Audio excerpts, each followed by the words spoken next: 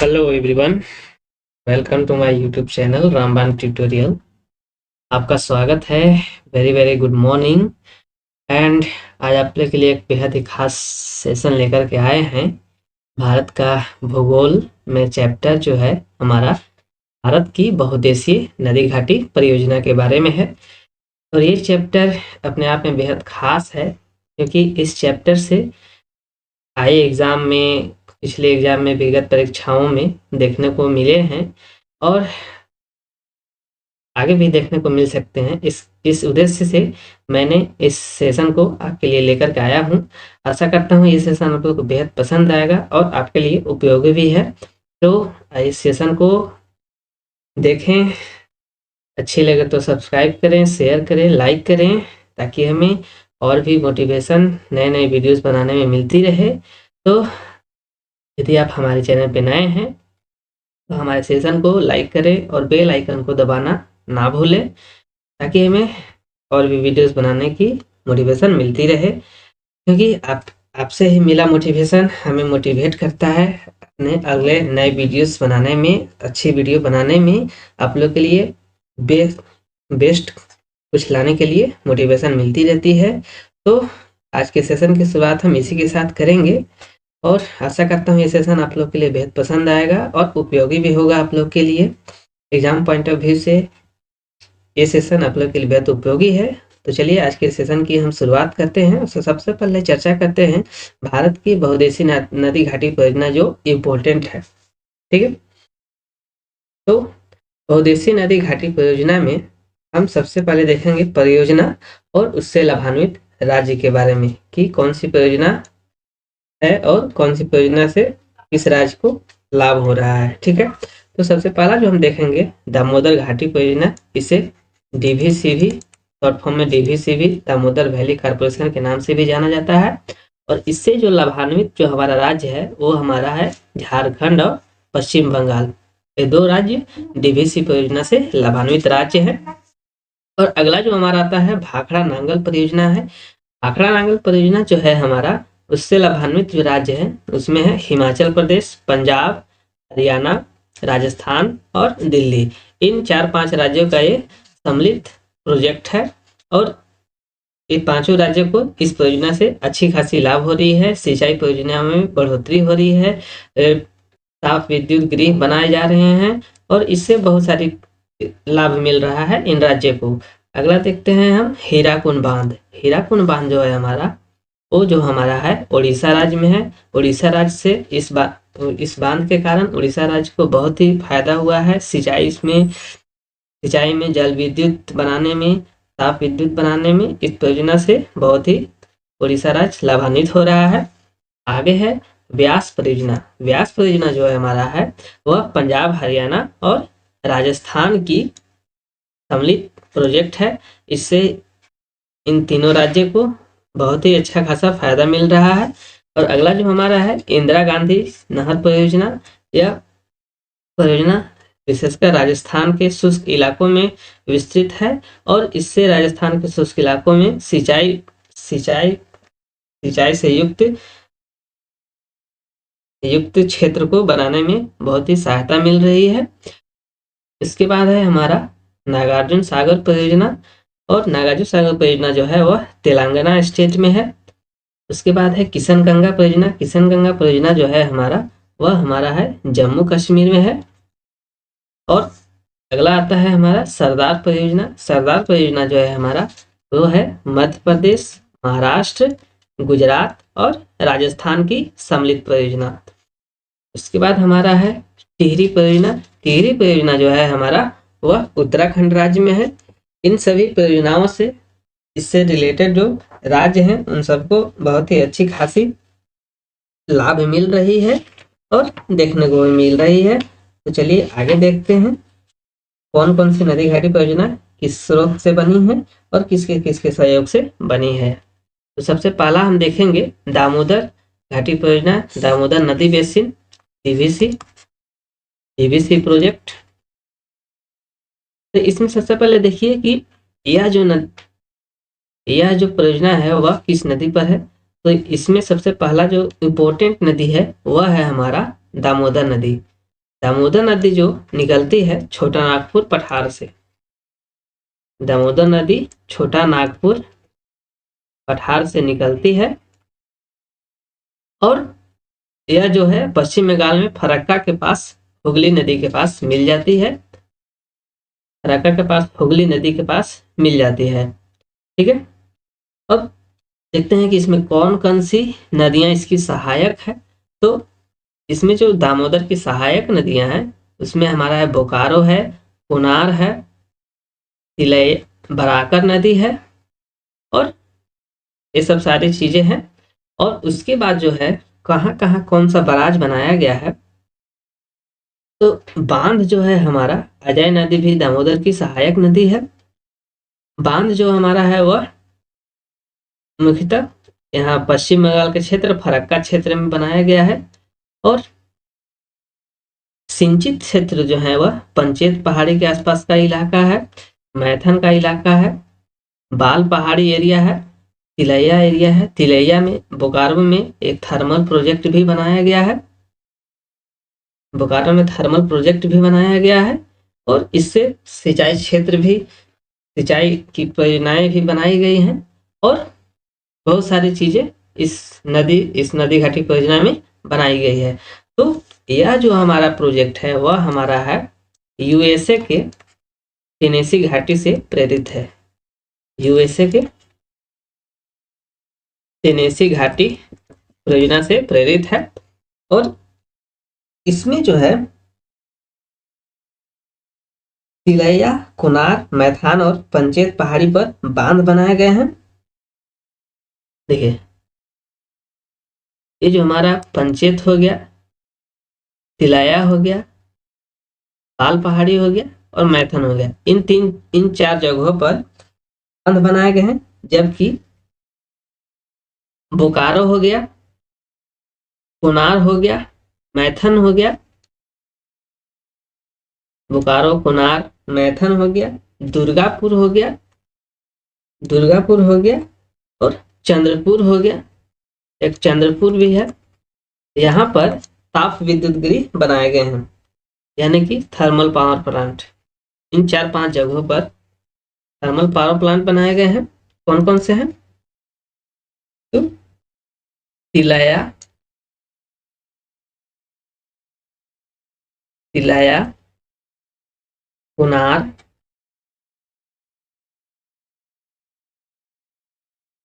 मैथान और पंचेत पहाड़ी। इन जगहों पर क्या है, तो इन जगहों पर बांध बनाए गए हैं, यानी कि डैम बनाए गए हैं और बोकारो,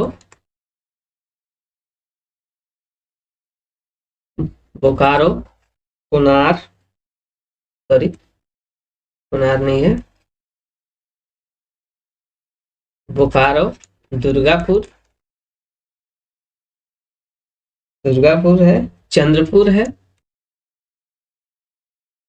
इन जगहों पर थर्मल पावर प्रोजेक्ट बनाया गया है, थर्मल पावर प्रोजेक्ट इन 3 जगहों पर बनाया गया है। और यह जो हमारा है परियोजना यूएसए के टेनेसी टेनेसी घाटी परियोजना से प्रेरित है।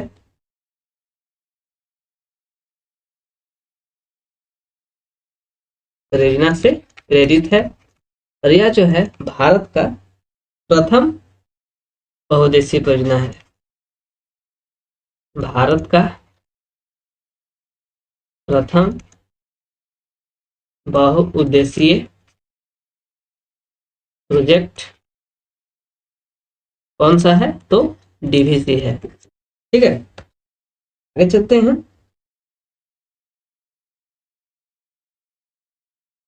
आगे देखते हैं अब हम भाखड़ा परियोजना, भाखड़ा नांगल परियोजना है। इसमें देखते हैं यह जो है परियोजना विश्व की सबसे ऊंचा गुरुत्वीय बांध है, विश्व का सबसे ऊंचा गुरुत्वीय बांध जिसकी ऊंचाई है 226 मीटर। ऊंचाई इसका कितनी है? 226 मीटर है। इससे जो लाभान्वित होने वाले राज्य हैं उसमें है हमारा पंजाब है, हरियाणा है, इधर फिर हिमाचल प्रदेश भी है। ये सब 2-3 जगह हैं। राजस्थान भी है, इधर राजस्थान मेरा है, इस एरिया में राजस्थान पड़ता है। और दिल्ली, दिल्ली इस एरिया में पड़ता है। तो इन 4-5 जो राज्य हैं इससे लाभान्वित होने वाले राज्य हैं। और यह जो है एशिया का दूसरा सबसे ऊंचा बांध है। तो इन सब जगहों को देख लीजिए। कालका क्षेत्र हो गया, चंडीगढ़ हो गया, सरहिंद हो गया, पंजाब का पूरा एरिया इससे लाभान्वित होता है। इससे सिंचाई के साधन पूरे पंजाब में की जाती है। राजस्थान हो गया, रोपड़ क्षेत्र हो गया, अंबाला हो गया हरियाणा का, करनाल हो गया, ये सब क्षेत्र जो है वह जो है इस परियोजना से लाभान्वित है। और यह जो परियोजना है सतलज नदी पर बनाया गया है। यह जो परियोजना है सतलज नदी पर बनाया गया है। और इसका जो है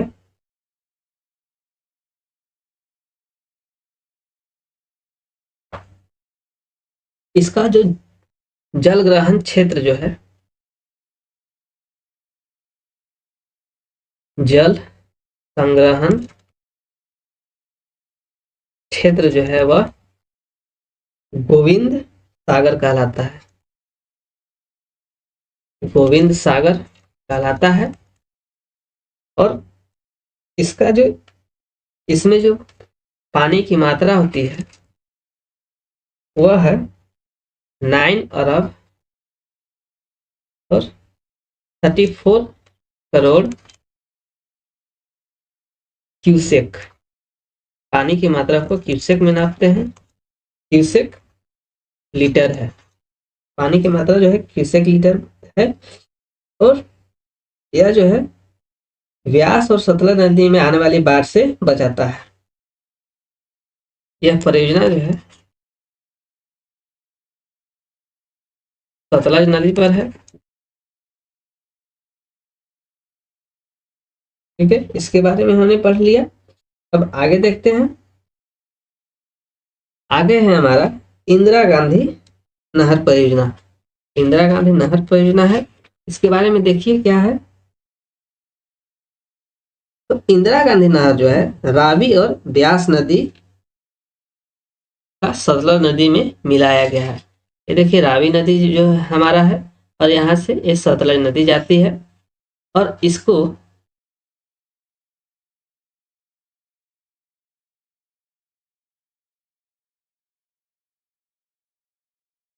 ब्यास नदी है और रावी नदी इधर से आती है। इसकी दोनों का जल सतलज नदी में यहाँ पर मिलाया गया है। और इसके बाद नहर का निर्माण किया गया है। इससे जो लाभान्वित होने वाले राज्य है पंजाब है और हरियाणा है और राजस्थान का भी क्षेत्र है। पंजाब, हरियाणा और राजस्थान का भी क्षेत्र इस परियोजना के अंतर्गत आता है। मुख्यतः यह जो परियोजना है राजस्थान में ज्यादातर इससे लाभ राजस्थान को हुआ है। इसके बहुत सारे शुष्क जो एरिया हैं वह है सिंचित क्षेत्र है।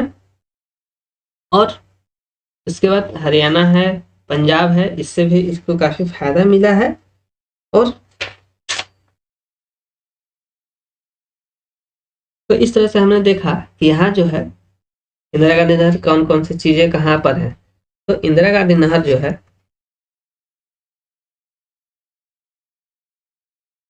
यह जो हमारा है व्यास व रावी को सतलज में मिलाया गया है।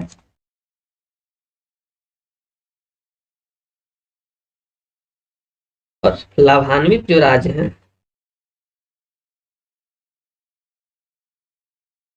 उसमें पंजाब भी आता है,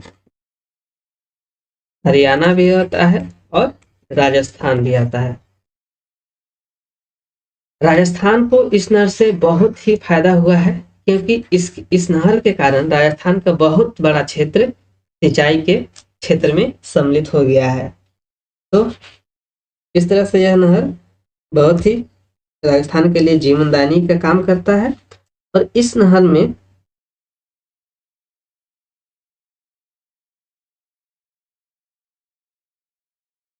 से राजस्थान का जो है उत्तर पश्चिमी श्री गंगानगर, बीकानेर और जैसलमेर में सिंचाई होती है।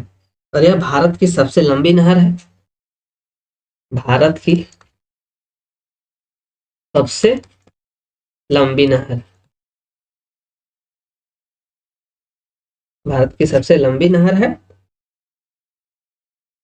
उसके बाद आगे देखते हैं और भी कौन कौन से सारे तथ्य को मन में देख लिया। आगे चलते हैं। अगला जो हमारा है टिहरी बांध परियोजना। टिहरी बांध परियोजना जो है हमारा, वह जो है भागीरथी और भिलांगना नदी के संगम पर बना हुआ है। ये देखिए,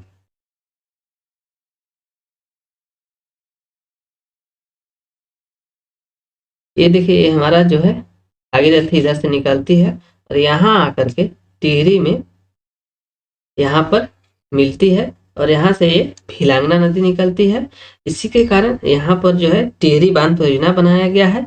और यहाँ पर एक और बांध है, कोटेश्वर बांध है और पैंड्रास बांध भी है। गुप्त काशी, यहाँ से गुप्त काशी के पास से भिलांगना नदी निकलती है और गंगोत्री के पास से भागीरथी निकलती है।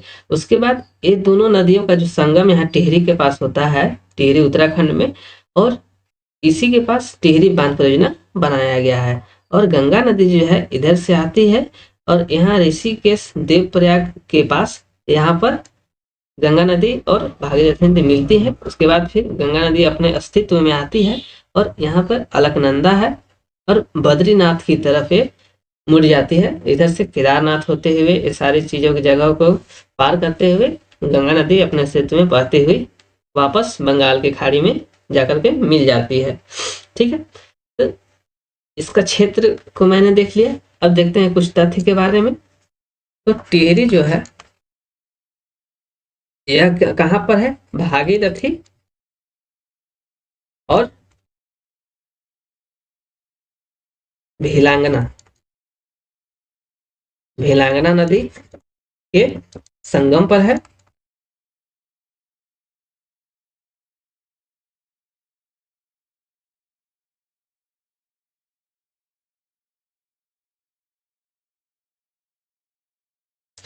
और इस परियोजना में जो है प्रथम चरण में 1000 मेगावाट,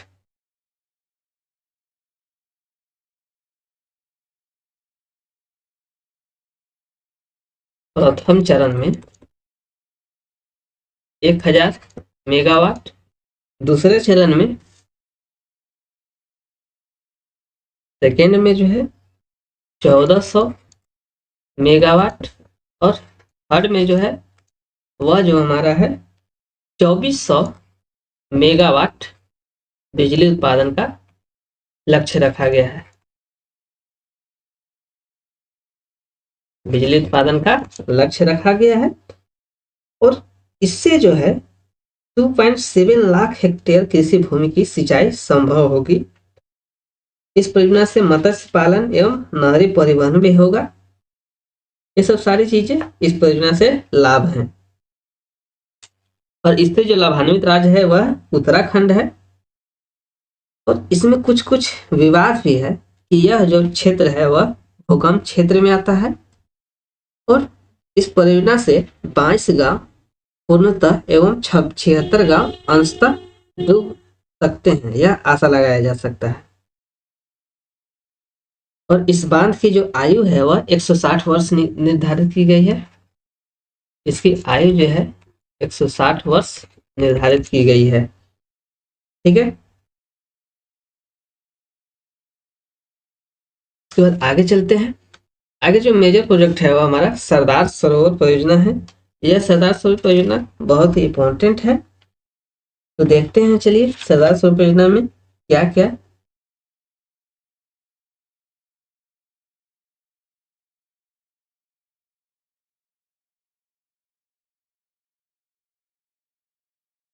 सरदार परियोजना में जो मुख्यतः है, उसमें जो है हमारा महाराष्ट्र, गुजरात है, महाराष्ट्र है, मध्य प्रदेश है, ये क्षेत्र हैं जो इस परियोजना से बहुत ज्यादा लाभान्वित है।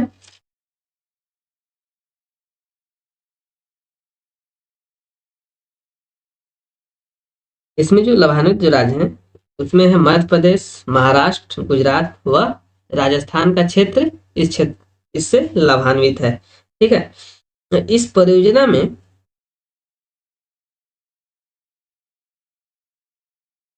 इस परियोजना में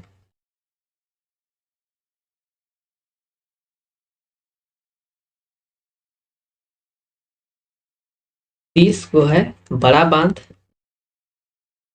30 है बड़ा बांध है, 135 जो है मध्यम बांध है, और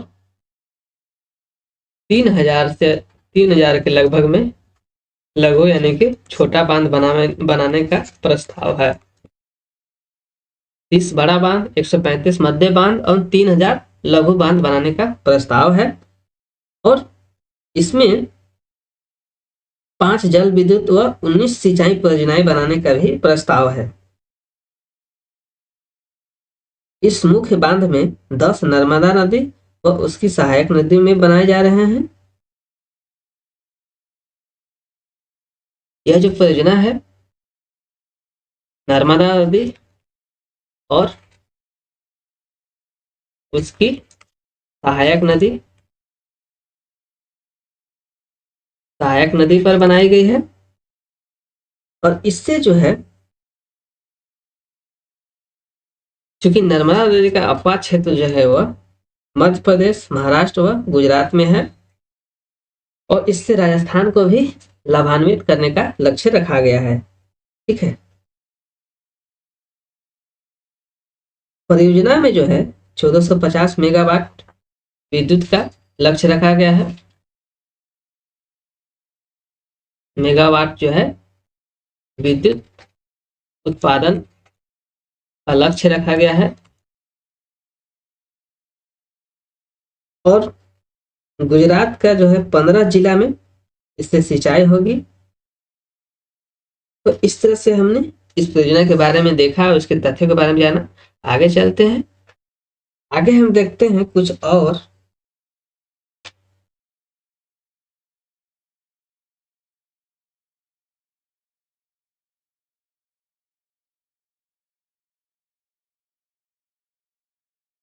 किशन गंगा परियोजना जो है, इसका कुछ तथ्य जानते हैं। किशन गंगा परियोजना, इसमें जो हमारा है यह जम्मू कश्मीर में है। और यह जो है झेलम नदी, झेलम नदी के पास बनाया गया है। और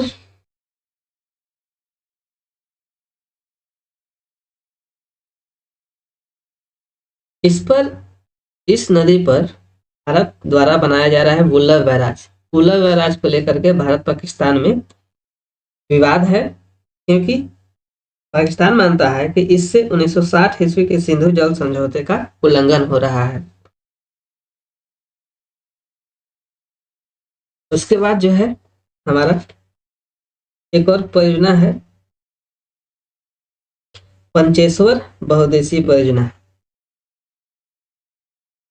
पंचेश्वर परियोजना है। पंचेश्वर परियोजना जो है मुख्यतः भारत नेपाल का है। भारत और नेपाल,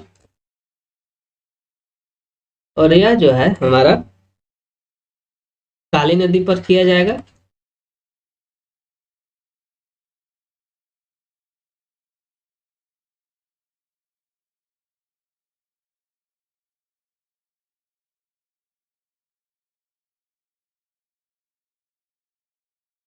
उसके बाद कुछ कुछ विवादों के बारे में हम जानते हैं। जैसे एक प्रमुख विवाद है कृष्णा नदी जल बंटवारा। कृष्णा नदी जल बंटवारा जो है वह महाराष्ट्र और तेलंगाना नदी के बीच है।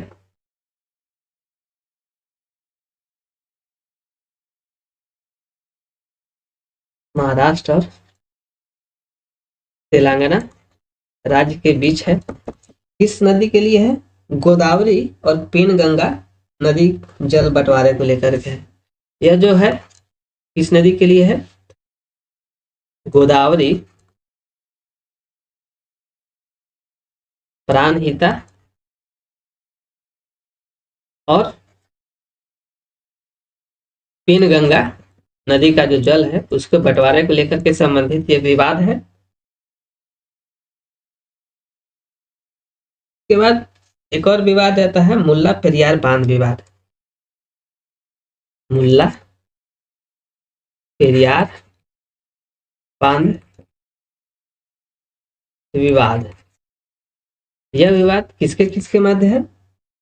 यह केरल के इडुक्की जिले और तमिल के यानी कि केरल और तमिलनाडु के मध्य है। क्योंकि केरल का कहना है कि यह जो नदी है, यह जो है बांध पेरियार नदी पर बना है। इसका जो तमिलनाडु जो है इसका उपयोग किसानों के लिए खेतों की सिंचाई के लिए करता है। तो केरल व तमिलनाडु के बीच मतभेद है कि प्राचीन बांध है इससे टूटने की आशंका है, जिसके कारण केरल जो है नया बांध बनाने के लिए पक्ष में है।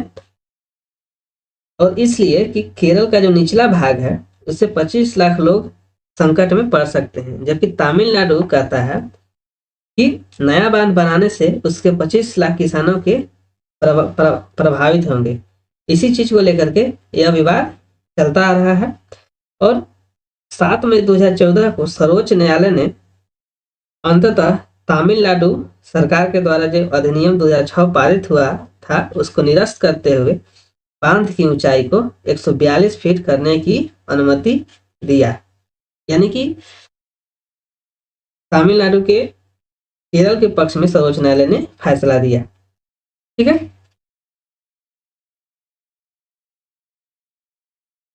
एक और आता है हमारा कावेरी जल बंटवारा विवाद। कावेरी जल बंटवारा यह विवाद जो है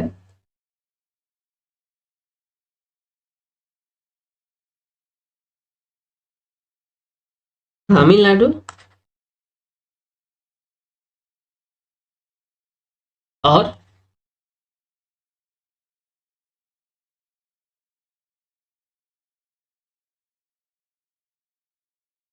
कर्नाटक के बीच है। तमिलनाडु कर्नाटक के बीच है। अब इसमें विवाद क्या है वो देखिए। विवाद में है कि तमिलनाडु कृषि के उत्पादन में इस क्षेत्र से सर्वाधिक वृद्धि हुई। तमिलनाडु में सांभर चावल की खेती होती है, परंतु गर्मियों में कृषि उत्पादन नहीं हो पाता था।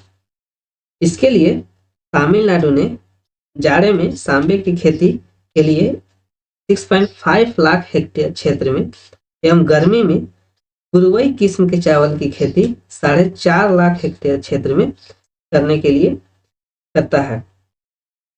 यदि अब उसका मानना यदि कावेरी बांध से पानी नहीं छोड़ा जाएगा तो कुरुवई का क्षेत्र 75,000 हेक्टेयर तक सीमित हो जाएगा।